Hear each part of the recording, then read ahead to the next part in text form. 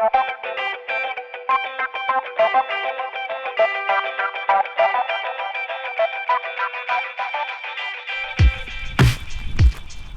don't know about you, but I could use a holiday involving plenty of sunshine and wine.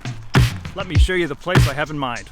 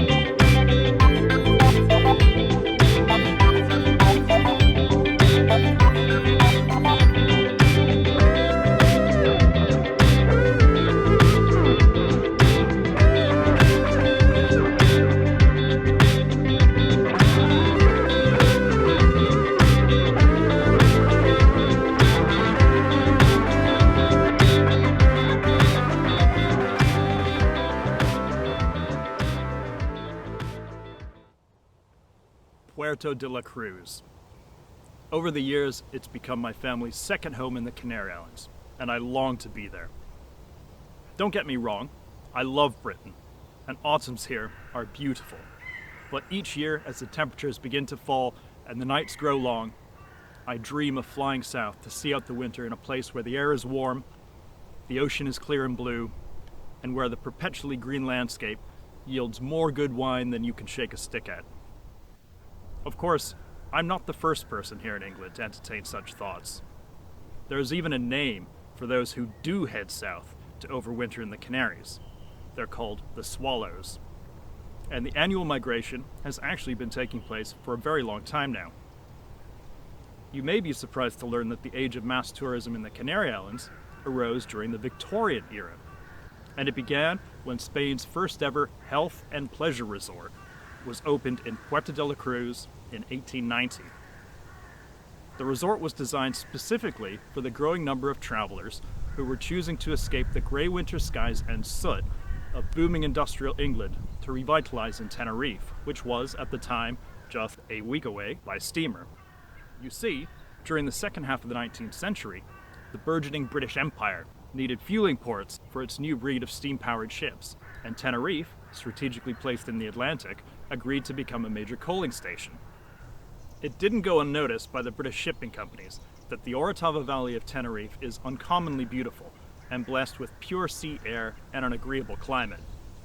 The vessels began to bring wealthy Victorians who were fortunate enough to be able to sidestep the smog of their industrial revolution to indulge in some pleasurable relaxation in the sun. For well over 100 years, the economy of the Orotava Valley has been underpinned by tourism, and to a lesser extent, wine. The majority of the wines produced in the valley over this period have been of an easy drinking sort, consumed domestically with much of it quaffed today by the large number of tourists that continue to come to enjoy the exceptional beauty of the north coast of Tenerife. Even better still, wine quality has been on a significant upward trend since the 1980s, and there is now a growing focus on exports. To my delight, in the last few years I've discovered the wines of the Orotava Valley have become available in England. So now, even when I'm not physically in Puerto de la Cruz, I can still transport myself there by drinking its highly distinctive local wines. Okay, so here we have a wine from the Orotava Valley, in a style that has existed since before the British started coming to Puerto de la Cruz for their winter getaway.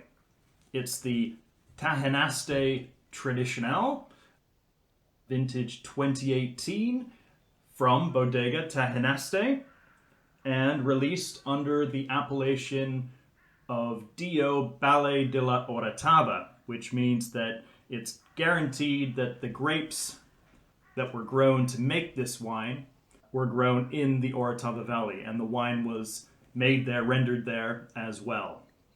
Now, I'm really looking forward to trying this wine. I do have a confession to make, which is that I'm pretty sure I'm going to enjoy this wine today. And I know that because this was actually the last wine that I drank while I was physically in the Canary Islands. At about this time last year, I was on a short family holiday in Puerto de la Cruz, and out one evening we found this little restaurant that made local cuisine, and this wine was on the menu, the 2018 vintage, I remember, and I ordered it, and it was a perfect match for the local Canarian food that I was eating at the time. I also have tried the 2016 and 2017 vintages of this wine, and I did that when I visited Bodega Tajanaste back, I think it was the end of 2017, and that was as part of the research program for my book. So, I have experience of this wine before, but let's see what it tastes like today. So let's start with checking out what it looks like. All right. Nice color, maybe medium translucent ruby. But what I'd say is that it's really vibrant looking. It really looks like a young, fresh red wine, or in Spanish, a Tinto Joven, which is exactly what this wine is supposed to be. It has not been designed for cellar aging, to age in bottle. It's really designed to drink right now, to enjoy right now. It's relatively inexpensive. I think in the Canary Islands in shops, it retails for somewhere just below 10 euros a bottle, which in my mind is really fantastic value for money. And I say that because I know that viticulture in the Canary Islands is very labor intensive. Almost everything has to be done by hand.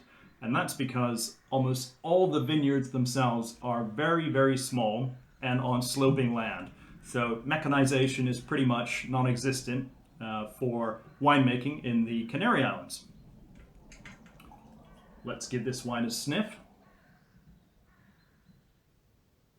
A lot of red berries straight away on the nose, like wild raspberries, wild sweet strawberries, but an earthiness too, almost a kind of rusticity to this wine, which I really like. You know, I kind of like that almost tangy edge, especially for wines that I'm going to enjoy with food. But then underneath, especially that fruit layer, there is an abundant fragrance of crushed white and black peppercorns.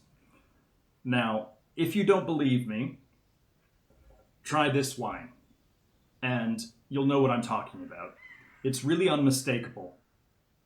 This wine is 100% Lista Negro, which is a grape unique to the Canary Islands. It's the most abundant red grape of the Canary Islands, and it presents that characteristic nose of red berries, and especially that peppery note as well, that peppery nose. And I'm sure that's going to follow through on the palate as well. It's really unmistakable. If I blind tasted wines from different localities around the world, and this was thrown into the mix, I bet you I could pick it out as being from the north coast of Tenerife and being from Lista Negra. It's that distinctive. Let's give it a taste.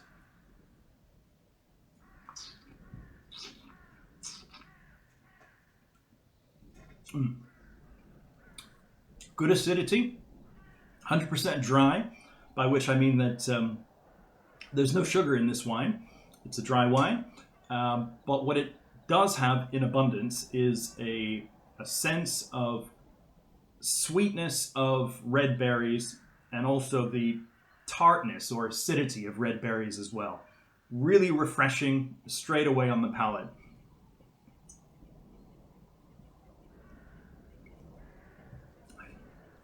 Quite light-bodied, some tannin, not a lot.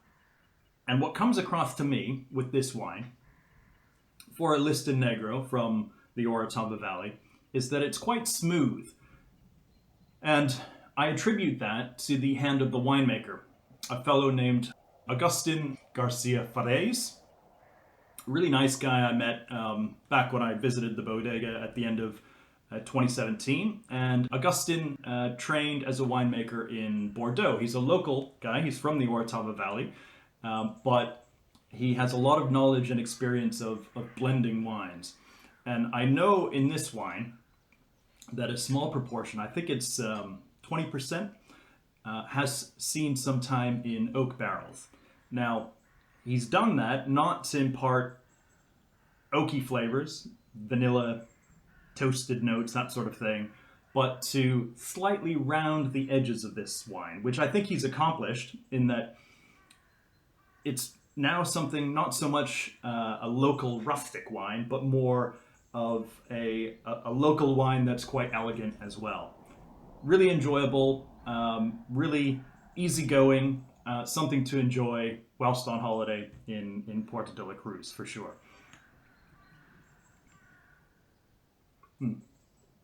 Really nice. The sort of wine that you're probably going to need more than one bottle if you have it over a nice meal with family or friends. Anyhow, I feel like I'm getting a little carried away, so I'll bring this episode to a close by quoting you the words of a fellow named Osbert Ward, who was a Victorian. He was one of those first travelers to the English Grand Hotel, and he spent several winters there before deciding that he wanted to live in the Orotava Valley, which he did until he passed away.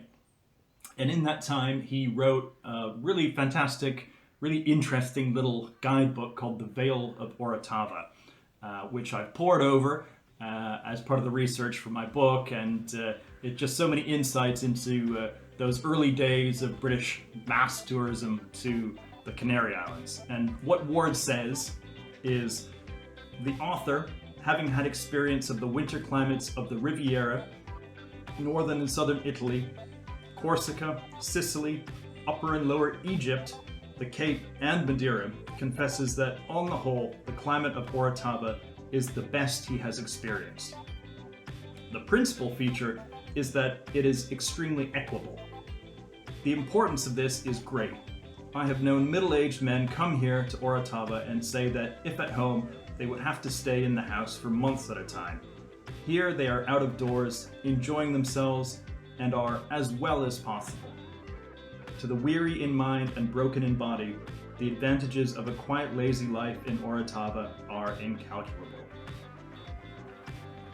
Now, I don't know if Ward's health and well-being assertions have ever been backed up by scientific study, but what I can tell you is that myself, having experienced winter climates in several locations around the world, I have not yet come across a place where the intersection of an equable climate and abundant good wine is in more perfect focus than in the Orotava Valley.